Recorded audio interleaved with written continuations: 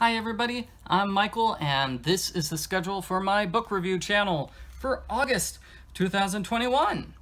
So on the 5th and the 17th, I will review mystery short stories from my book of classic mystery short stories. So I'm going to have an Ellery Queen story, which I thought was good, and Nero Wolfe. I thought he was a good detective, although his mystery solution was not so good. It required some obscure knowledge. Perry Mason, who was an amazing detective lawyer. I'm surprised I haven't heard of him before, considering that I'm such a big fan of the Phoenix Wright games. Check out my playthroughs of the Ace Attorney games. They're pretty good. And then Inspector Maigret, who is a French detective. He's like the French Sherlock Holmes. I didn't like the story. I don't know if it was a bad translation or if it was just a bad story, but I thought it was really bad. So, apologies to all the fans of the famous French inspector. I do like the Arsène Lupin books, which were written around the same time. So that's my French mystery go-to series from the 1900s. I like the, what is it, 8 Strokes of the Clock, I believe it's called. And also, it's Arsène Lupin versus Sherlock Holmes. I read that too. So I read two Arsène Lupin books, and they were both great. But I'm not reviewing them this month. Okay, so last month I did the poll asking everybody what book series should I post next on my channel, and you all picked Sweet Valley High. So I've got about 30 reviews for the Sweet Valley High books, which were posted to my other channel, Arglefump. So I'm moving them over to this channel with the book reviews. Yay! So we're gonna have books 14 and 15 posted on the 8th, and then Sweet Valley High 16 and 17 posted on the 20th. And yes, I started the series with book 14. I wanted to start with book 1, but the random group of books that I got started with book 14. What can I say? It is a weird collection. And I did not like book 14. It was a terrible book to start with. Maybe if I'd started with book 1, I would really like this series, but book 14 was terrible. It's all about Elizabeth cheating on her boyfriend, but she doesn't want to do it, but she does absolutely nothing to stop herself from cheating on him over and over again. And then Jessica makes out with Elizabeth's boyfriend, and Jessica does this while wearing a towel. It was so weird. I don't know, it totally ruined the series for me. And I think one of the following books, Jessica's really mean and selfish. And she's sort of mean and selfish in every single book, but it was really bad how she manipulates other people and gets away with it. Yeah. Anyway, you can look forward to that. I'm also going to post the Hardy Boys Undercover Brothers. So there's books 22 through 24 is the Murder House trilogy. So I'm going to post that this month and next month. So the first 2 books this month, and then the finale to the trilogy next month, along with Undercover Brothers Haunted. So you can look forward to that. The premise is that the Hardy Boys go on a really stupid TV show, and somebody's sabotaging it. Somebody's just, causing all these bad things to happen, and we need to figure out who. But because it's a trilogy, they have to keep the story going on and on and on. So as soon as they catch a culprit, that culprit's arrested, and then another culprit magically appears and does the exact same thing. More sabotage. It's almost like the first culprit leaving had no effect. And it's the exact same thing that happens with the second culprit. It's just, we arrest a culprit, great, somebody else steps in, does the exact same thing with no difference. Another thing I hated about this trilogy is that there were too many characters. They're like 14 characters, and that's too many to keep track of. And like 3 of them are never important in any of the books. There was no reason for them to be there ever. And it's a reality TV show, so occasionally people get eliminated from the show. But 3 people got eliminated? No, maybe 4. And they were replaced by other people. So, they're narrowing down the list of suspects, but as soon as they do that, they throw in more suspects, which it is dumb. They needed to get rid of the characters, not add characters. And besides, we know the new characters aren't guilty. They weren't causing problems because they weren't in book 1. So they couldn't be guilty of what happened in book 1. Anyway, Stupid. That's a problem with all like the Hardy Boys and Nancy Drew trilogies. If you read the Nancy Drew Girl Detective trilogies or seen my reviews for them, I complained about this culprit recycling bit. It's definitely the case with Hardy Boys Undercover Brothers. So that's a preview of my little complaints. Oh, here's a fun one. So on the 23rd, gonna do something totally new. Bailey's School Kids, book 31 and 32. So that's Ghouls Don't Serve Ice Cream and Phantoms Don't Drive Sports Cars. So it's just gonna be those two books. I haven't reviewed any other books from the series, but you know, I redid my review for the Ghoul book, and I did the Phantom book because I just read Phantom of the Opera, and now the Phantom book makes a lot more sense to me. So, Phantom of the Opera, I actually didn't read Phantom of the Opera. I read Muppets Phantom of the Opera, but it's really close to the original. I think the author took the original story and went through it line by line and just changed the names to Muppet names and, you know, changed a lot of the things to jokes, like pop culture references, or just silly Muppet jokes. I thought it was an okay book, and it really gave me a good idea of what Phantom of the Opera is like. So, in my review, once I eventually post it, I will complain that there are problems with the original book, problems with the original story, specifically the pacing and where things go. So, Christine is kidnapped. She's kidnapped. And then the book goes on like a 4-chapter detour to talk about a missing envelope.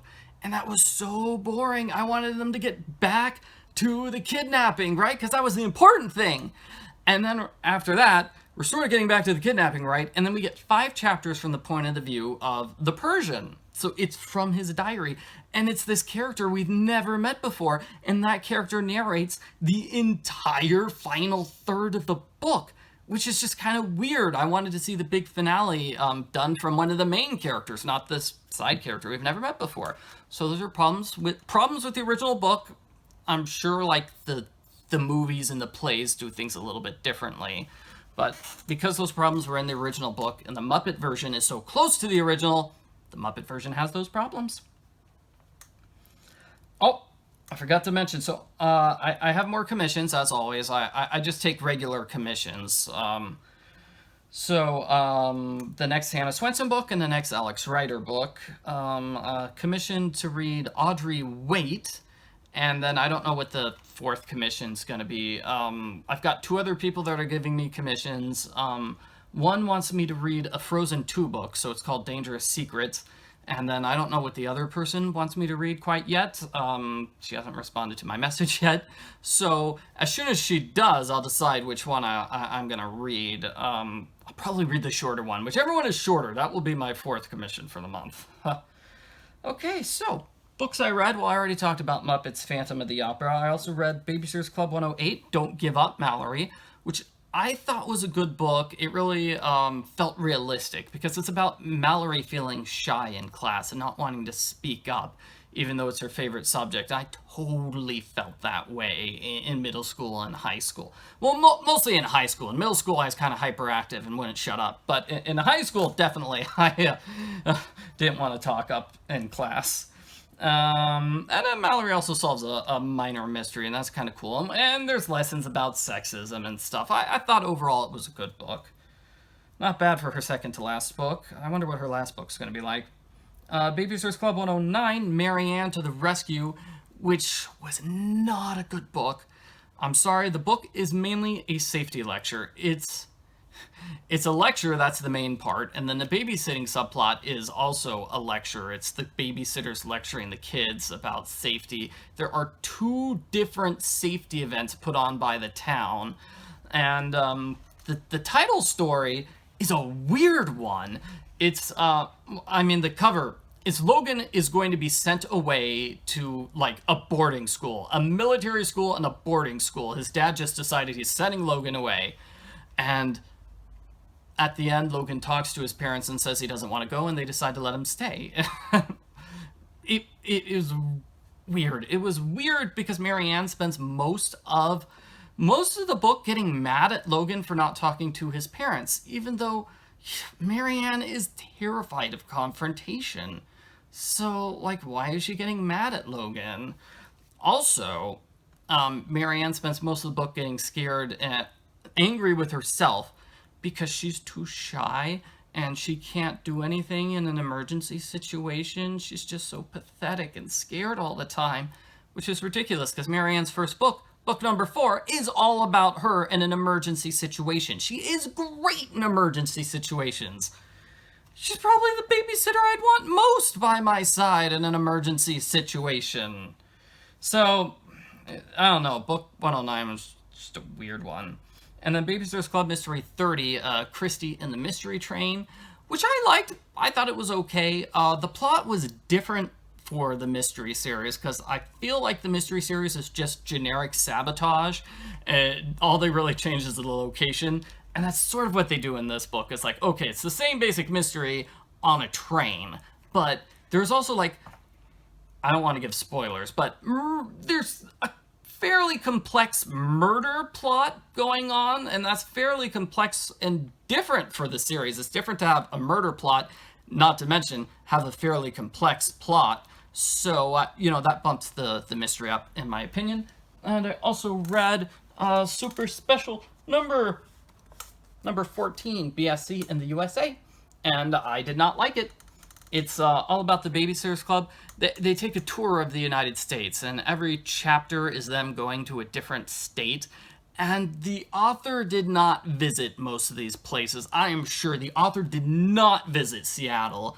The author skipped over my state entirely. Whoops. I don't think the author visited Wall Drug, the Wall Drug Store, because I've been there. That's like the one place in the book that I've actually been to. Because, let's see, the book also visits a lot of fictional places too, so I don't know. It's really hard to have a story when every chapter takes place in a different state. It's hard to have an ongoing story. It's more like a slice of life. And it's also just, I don't know, not a very good book. So I have plenty of reasons to dislike it. You can catch my long review for it whenever I post that review.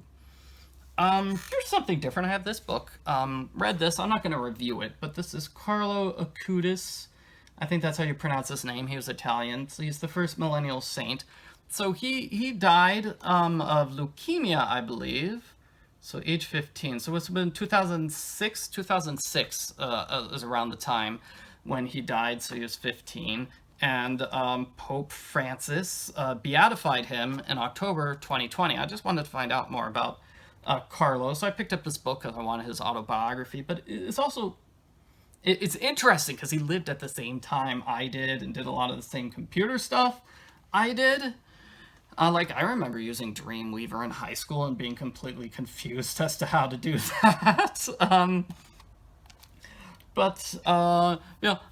The book does not say what his starter Pokemon was. I really want to know what his starter Pokemon was, because that would be cool. He also put on, he did a couple of, like, through the internet, these like, presentations that would go from, like, church to church. And I actually went to one of those, things, the one on Eucharistic miracles. So I saw that in San Jose. I'm totally forgetting the church with the really huge statue of Mary. If you live in San Jose, you know the one I'm talking about. So so I went to one of his presentations, and this would have been before, long years ago, so about 10 years ago. And they didn't say, hey, by the way, we were founded by this 15-year-old boy who's we're in the process of turning him into a saint. And, so I just felt like I had a connection with him because I'd been to one of his things before without knowing it. Okay, other books I've read, Disney Chills #2. So that was based on The Princess and the Frog, and I thought that was a really good one. Rainbow Magic, Robin the Christmas Party Fairy. No, not very good. Rainbow Magic, 134 through 140. So I read the Baby Animal Rescue series, and I didn't think it was all that good. It has a lot of cute baby animals, and that's basically the main point of it. But there was this thing with the key tags, or keychains, which I thought was totally pointless. It could have just been about them saving baby animals with no keychains. The books would not be all that different. Let's see. Also, the Batman murders. So I read a book. The story is that Joker is kidnapping people and he's brainwashing them into thinking they're Batman, and he sends them out to fight crime and they get murdered. So Batman's finding all these dead people that are in disguise as him, and Batman needs to solve the mystery. And also, Robin gets kidnapped by a cult.